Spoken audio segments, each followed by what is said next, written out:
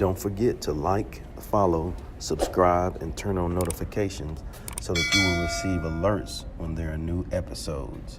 Go get it.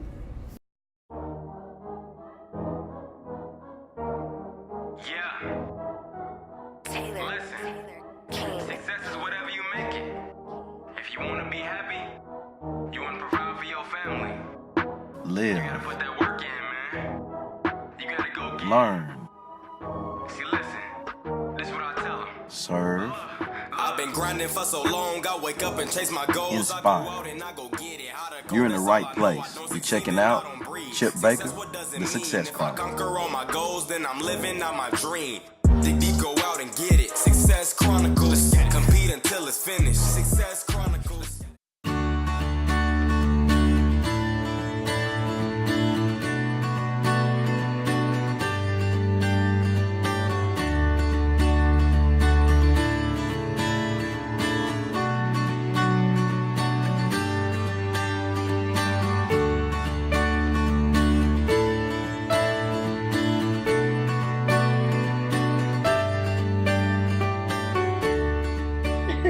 Hey, what's up, everybody? This is Chip Baker coming to you with another episode of the Success Chronicles, and we have Melahni Ake with us, coming to us from Indianapolis today. And oh man, great lady has achieved some amazing things as a creator and host of Everyday Leaders. Has 50 and 50 podcasts. Has discovered, that her greatest strength is to add value to others by connecting people to their purpose, and so I don't know, excited to have her on this episode, and so you won't be disappointed with this one. So again, I just want to say thank you so much for taking the time to interview with the Success Chronicles. Absolutely. I was so excited that when you reached out.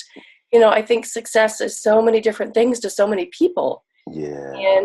And we were talking before, but really, what I've learned through my story is it's about your belief in your life and in yourself and your story, and that helps you to start defining where you're going to go in your journey.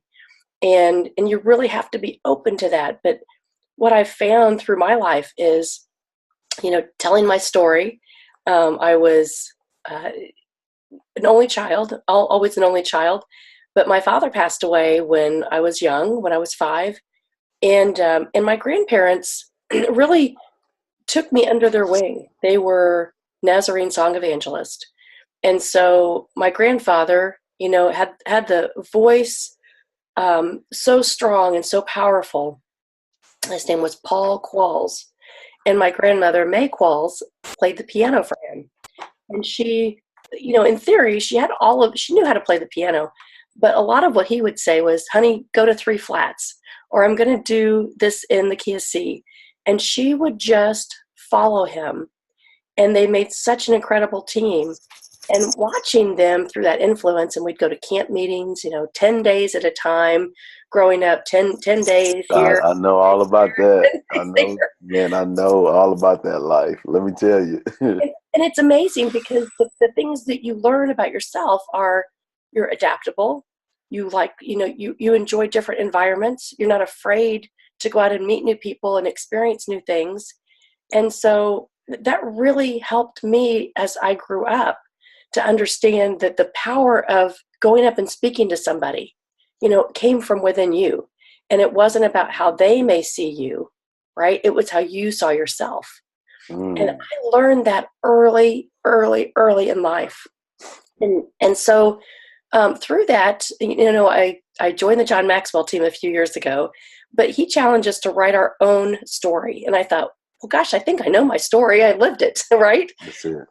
But until I started reflecting on every specific piece of that, which was what happened when my father passed away? What did our family look like? And what was it like before, right? My father was sick. He stayed home with me. He gave me the energy that, most people, most families, most traditional families, the father was working and the mother stayed home. But it was different for me. My mom was a nurse and my dad was, experiencing cancer. And so I got to spend so much time with him and so many memories. And so when I look back and people say, gosh, it must have been really hard. It's like, those were the best times of my life because I got to connect and I really felt that power of connection.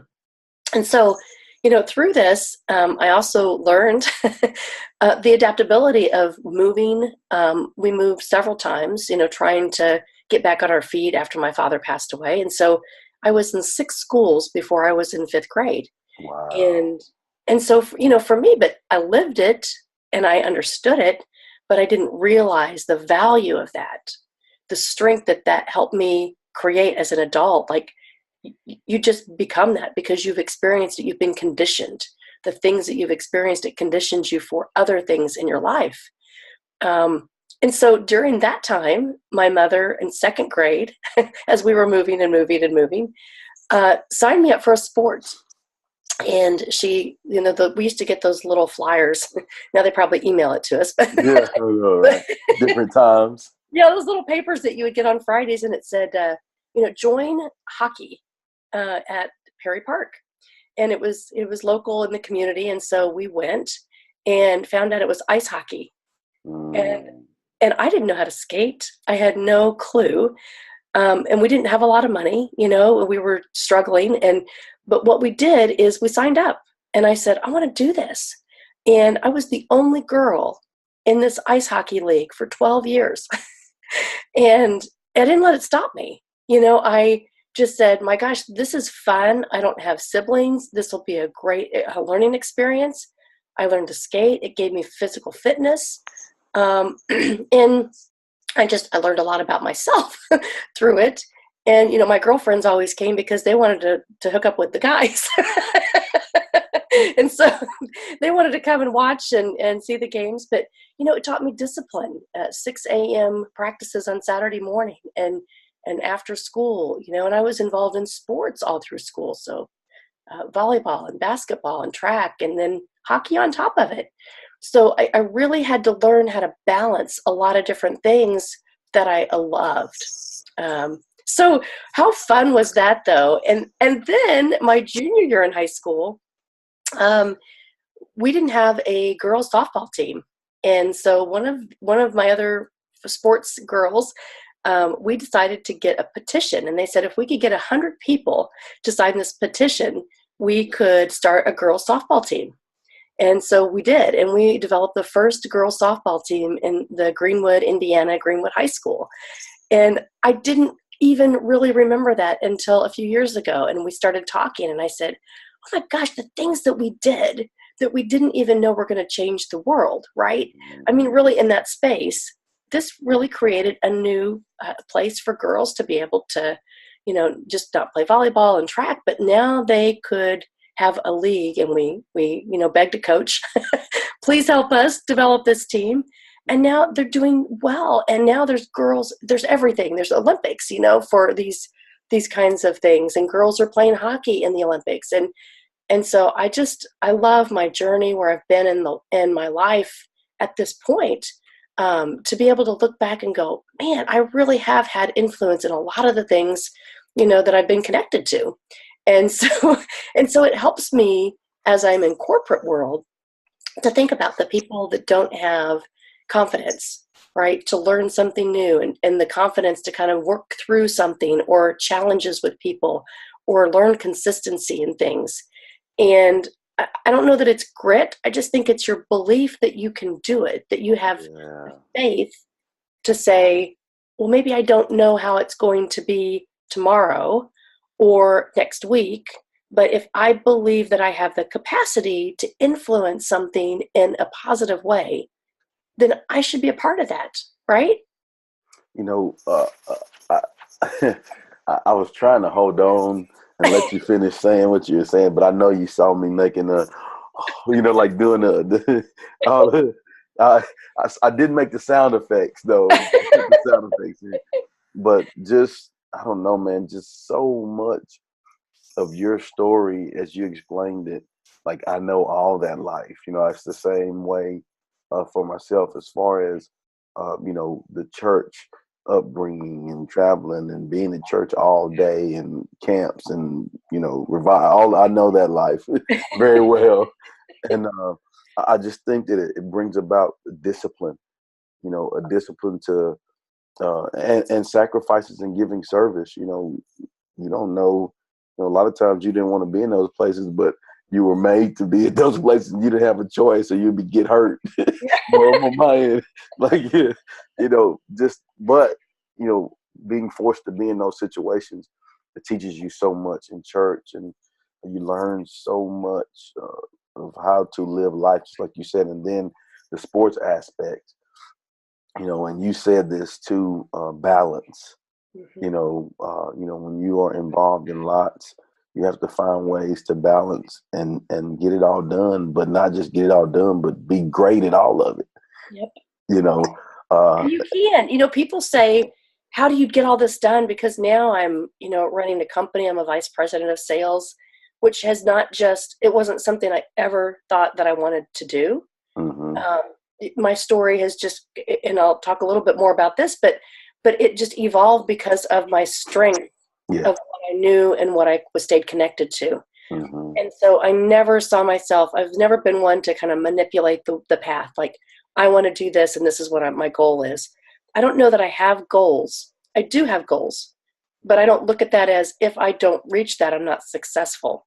I just say, if I haven't reached that, there's something that has pushed me in this other path that I'm supposed to be connected to. And I really am tuned into that because of my faith. There's sometimes when you get signs or signals and you believe, like, I thought I was going in this right direction, but maybe that's really not what I'm supposed to do. And if a door closes, do not think that that's bad. Be grateful, right? That door, you didn't have to experience that any longer, because you need to get through that door to your purpose. And I've learned that so many times. And I think, my gosh, the people that are struggling, that I'm connected to, that I look at, and as you grow through your own strengths, you can really help people. You can tune in and see immediately the things that they have gaps in their lives. And you can try to, help them or coach them or work with them so that they can be more successful in their life. Woo! I couldn't hold back the sound effect on that one. Okay. Woo! Texas cheer, baby. Texas cheer. That's it. And in this book right here, I'm going to throw out, that's my first book, the black book right here that you see on the background. The title of it is Growing Through Your Go-Through. When you just kind of mentioned some of that, is you have to grow through the things that you've gone through. But not only do you do that for yourself, but you find out as you go through your journey that when you allow yourself to do that, it allows you to help so many other people. Oh my gosh. And you mentioned that when you were talking about your story, and that was one of the third point that I was going to make is, when you go through your personal journey or grow through your personal journey, so many times you look at it as your inner struggle, but when you can focus on realizing that, and when we realize that, hey, this is bigger than me, it's about what I can do to help others and be effective for others. Oh my gosh, how you blossom. Oh my gosh. Let me tell you, when I was at the company before this one, I was brought into that company for a specialist role, to really kind of add value to the company. And about a year after I started there, a lot of things changed. Management changed, and structure changed, and mission changed. And so it allowed me to kind of meld into a lot of specialist roles. I felt like James Bond, hey, this year will you do this? And this year will you do this? And they knew that I had value, but they tried to keep pulling me into different roles so that I could help grow the company. Mm-hmm. And I did successfully. And so I got to go to Europe and train European teams, which that was amazing for several months. And so many things of training and forming agendas and national sales meetings and doing all the things that I had never experienced at that level. And then in April, I was told that I had no value and they were eliminating my position. Just kind of blindsided me, and so, but what I learned from that is a couple of years before that, I had joined the John Maxwell team, because as I was transitioning through this company, I thought, oh my gosh, I need to be able to communicate my value. I need to be able to understand what is burning inside of me and how I'm going to thrive now with these opportunities. And so as I did that, I almost feel like the people around me became threatened because I was wanting to invest in myself. I was wanting to create more influence so that we could be better. My thoughts were to do it for the better of the company. And I think a lot of people felt threatened by that. Unfortunately, that was not my intention. It was for the whole, right? And so, but what I learned about myself was I have so much power. I have so much power to connect naturally and authentically because that's the space that I come from. I don't have an agenda. I don't have, this checklist of things. I want to do it for the value of people, to make people better, to help people realize that their gifts can empower a sales group, a customer organization, and anything that is. If they feel that they believe in what they're doing, they can achieve amazing results. And I'm proof. I am total proof of that. And so, as I was going through this year, I also turned 50. And so big changes, right? In your mind, you always think, well, I'm in an organization, I'm 50, I'm probably going to get eliminated. Well, guess what? It happened. It happened. Yeah. But in January, I turned 50 in January 12th. And I had decided that I had 50 weeks left in my 50th year to do something pretty spectacular. And I wanted to create some kind of a momentum of really celebrating people that are doing everyday things that they don't realize that they're leading and they're influencing. And so I created Everyday Leaders 50 and 50 to celebrate my 50th year and to connect to 50 people with their stories of leadership. And so this podcast has been an amazing journey for me in teaching me, again, we talk about going back in school and being sports and school and all the things you want to cram in. I've had a job change, not by my choice. I'm dealing with being at this point in my life where, are you successful? What are you doing with your life? And transitioning into a company where I've had 3 different positions now over this new company, and becoming a national VP of sales and building an organization and continuing to do my 50 and 50. You talk about balance. It's been amazing, Chip. It's I don't know. I don't even know how to explain it. It's like this euphoric fulfillment of my soul saying, this is my purpose. I went to school for journalism, but I didn't really complete that. I went back into business, and so I think, again, starting from where you believe you have energy around, right? And so I've come back to that space and said, I do know how to balance things in my life. I do know how to be consistent. I'm very disciplined. And those are the things that if you use that for your gifts, things seem to fall into place. There's no question it falls into place for you. And you're not, tearing yourself apart going, I'm so stressed out, I can't handle it. It just happens. And then you look back and say, wow, I'm achieving what I want. Now, whatever that looks like, right? You can't compare yourself to others and say, I wish I had this or this. That's dangerous. But you got to put yourself on your own plan and your own cycle for success and then say, yeah, that's a goal. And I achieved it. And maybe not in the same time frame, but maybe, you've had to adjust and reflect. But it is all about your journey. Nobody else's. It's your journey. That's it. So many amazing things you hit on. I think, first, people will not always believe in what you're doing. You have to have the mature mindset of, hey, even though they don't, you still get it done because what you're doing is a good thing. It's coming from a good-hearted place, and just, the whole athlete mindset and perspective, and I've taken that in my life too.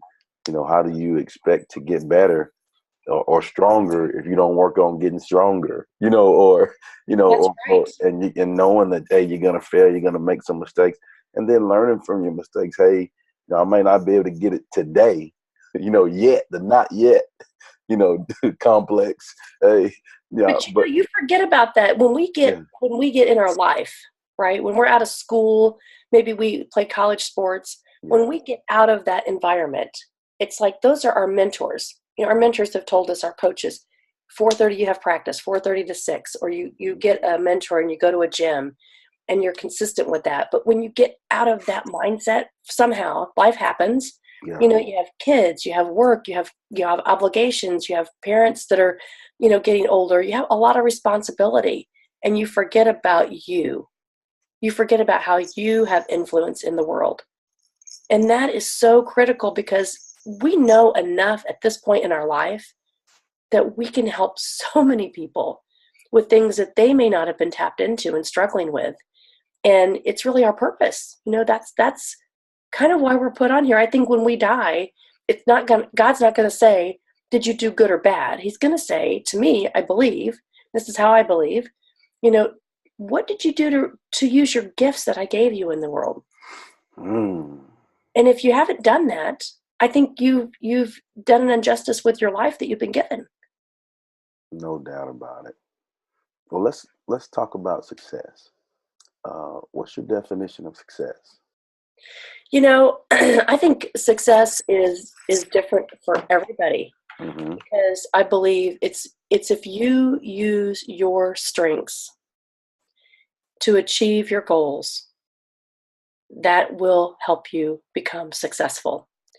I don't think it's, you've written 5 books, you've gotten to the point where you've received a PhD. I think there's a lot of landmarks that you can use in your life to define what your own goals are. But I think, if you're a homemaker and you raise your family, I think that's success. I think I think there's a lot of times that people look at other people's lives again for that comparison and say, well, because you haven't lived my path and you haven't been on my journey and you haven't done the things that I've done, then you're not successful.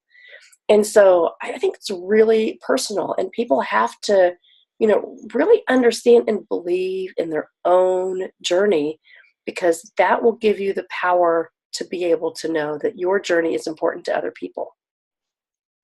That's awesome. What do you think it takes to achieve that type of success? You've got to believe. All comes from your belief. If you believe you can do something, you can do it. If you believe you can't do it, you can't do it. You have to step back and understand. John Maxwell challenged us when we very first started into the John Maxwell team. Go back and write your story. Understand, really reflect on the things, the activities, the changes, the transformations that happened in your life and those periods.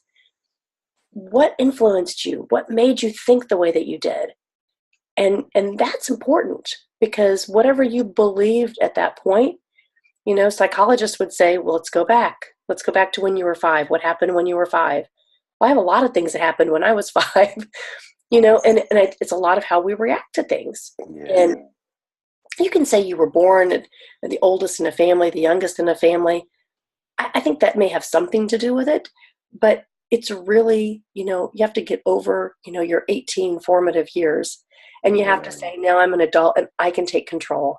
And if there were things that I don't feel were right in my family or right in my corporation or right on my sports team, you have to be an adult enough to say, I have the ability to add value to my life.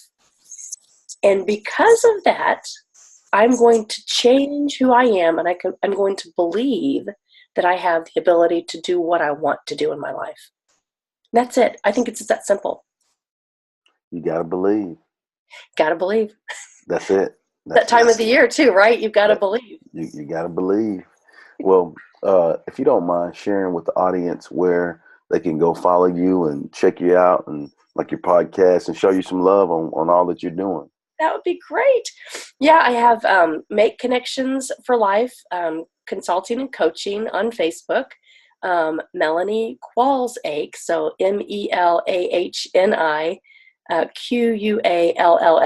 and then Ake on Facebook. And then I have Everyday Leaders 50 in 50 podcast. And so that's on iTunes, Google Play, and I post on Facebook and LinkedIn. I'm on LinkedIn as well, Melahni Ake, and Everyday Leaders. I really post a lot of things to uplift and inspire people. And so my journey is really about connecting. So, if people have stories to share, if you have something that you want to get out there, I would love to have more guests. I'm going to continue this. My 50th year, I've got one more show for my 50 and 50, and I've completed it with consistency. And there you go. All the challenges. But I've got a lot of response. So people want me to continue to do this, and I'm feeling compelled to continue this series. And I have a leadership summit coming March 2nd in Indianapolis.